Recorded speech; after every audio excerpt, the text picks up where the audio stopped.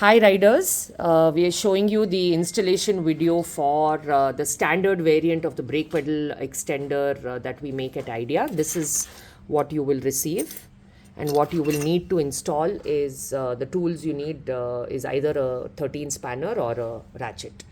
So the first step is to remove your rubber.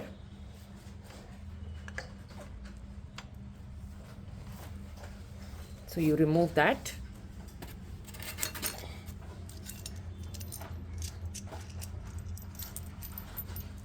Use the bolts and the washers and the nuts the way we have placed them. So you insert them like this, and then you use, make sure you apply thread lock liquid, and then fasten the washers and the nut.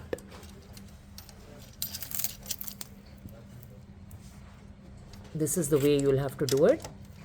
Tighten it. Make sure you apply thread lock liquid on the bolts so that they don't loosen and they don't come off. And then you insert the rubber back.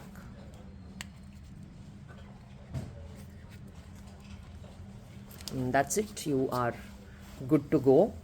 Thank you.